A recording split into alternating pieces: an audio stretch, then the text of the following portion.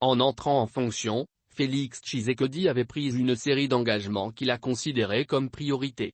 Il s'agit notamment de la libération de tous les prisonniers politiques, le rétablissement de l'autorité de l'État, la lutte contre la corruption, l'impunité, la consolidation d'un État de droit, la lutte contre la mauvaise gouvernance.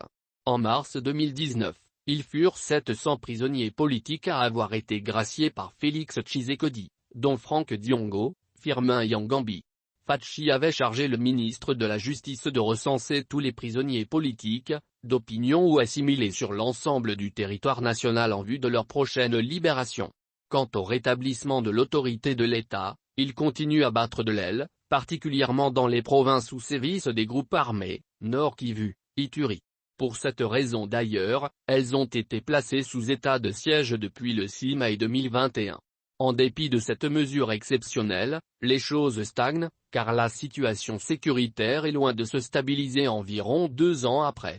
Annoncée avec pompe, la lutte contre la corruption à la peau dure.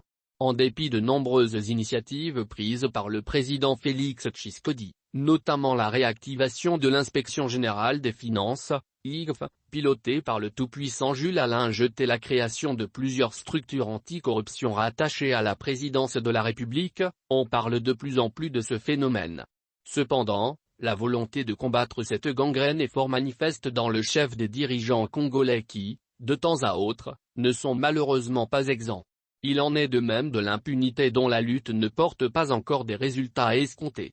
Car, de plus en plus bruissent des rumeurs faisant état des indélicatesses dans la gestion de la chose publique mais qui restent impunies. La mauvaise gouvernance est la sœur jumelle de ce mal qu'est la corruption.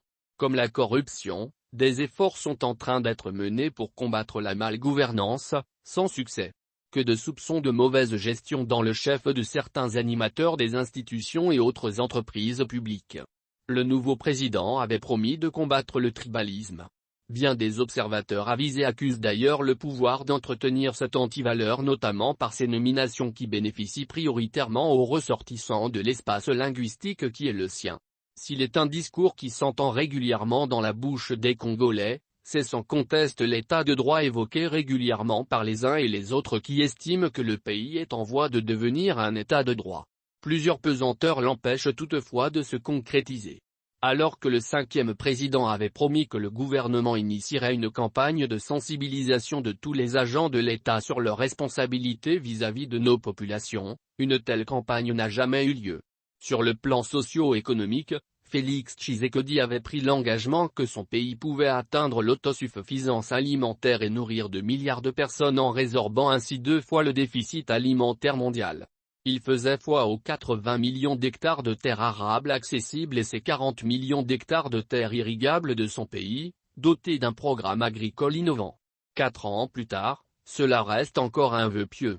Il ferait mieux de commencer d'abord par nourrir ses propres compatriotes avant d'envisager de penser à l'humanité entière. Véritable gageure. Bien que cela soit encore un projet, la fabrication des batteries électriques en RDC caresse de plus en plus le gouvernement via son ministère du portefeuille. Par conséquent, la production mondiale des voitures électriques, dont il a dit qu'elle dépasserait dans un futur proche celle des voitures à moteur polluant, reste encore un projet. Parmi les priorités évoquées par Fachi dans son discours d'investiture, il y a l'engagement de pacifier tout le territoire national en accélérant la lutte contre l'éradication des groupes armés qui sévissent et sèment la désolation auprès de nos populations. À quelques mois de la fin de son quinquennat, le constat est fort malheureux. En effet, malgré tous les efforts, la pacification du territoire national demeure à ce jour la quadrature du cercle. La pauvreté est l'une des tares qui reste collée à la peau du peuple congolais. Si bien que sa lutte promise par le premier Congolais tarde à se faire sentir. Il s'était engagé aussi à promouvoir la presse et les médias pour en faire véritablement un 4e pouvoir. Après l'adoption par la 83e réunion du Conseil des ministres du vendredi 20 janvier dernier, les professionnels des médias attendent que la promesse du chef de l'État se concrétise. Fachi n'a pas oublié le développement des milieux ruraux par la construction des infrastructures sociales de base pour mieux maîtriser l'exode rural.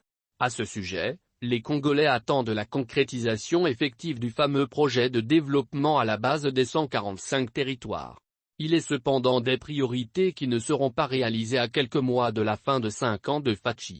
C'est le cas notamment de la réconciliation nationale pour laquelle il avait trouvé l'urgence de mettre en place rapidement une véritable procédure d'écoute et de dialogue dans l'ensemble du pays en prélude à un forum de réconciliation qui réunira toutes les forces vives.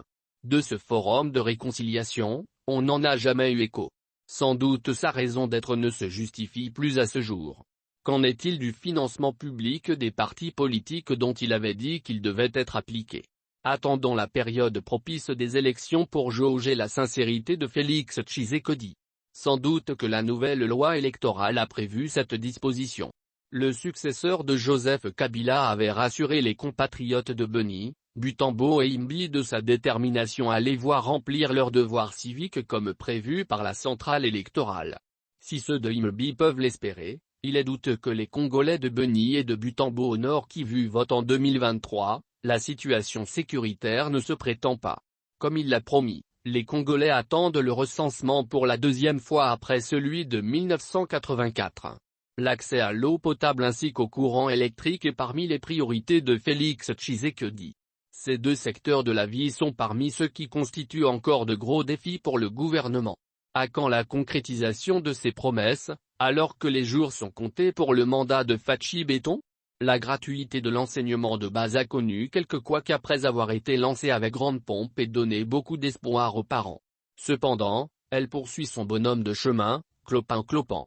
Toutefois, reconnaissons que dans ce secteur, s'il reste beaucoup à faire, beaucoup de réalisations sont également à mettre à l'actif de Faci, qui avait promis de veiller à améliorer les conditions des enseignants du primaire, secondaire et universitaire. Des efforts sont en train d'être menés pour améliorer les conditions salariales et de vie des enseignants avec la mise à la retraite de ceux qui ont atteint l'âge requis. C'est le cas aussi dans la fonction publique où un grand travail de maîtrise des effectifs est en train d'être mené. L'amélioration des conditions salariales et de travail des agents et cadres de ce secteur passe par ce travail de nettoyage. Quant à la lutte contre le chômage, Faci avait reconnu être un immense défi national car plus de 43 millions de Congolais sont en âge de travailler. Pourtant notre pays ne compte que 4 900 000 de salariés ayant un emploi formel et de type moderne.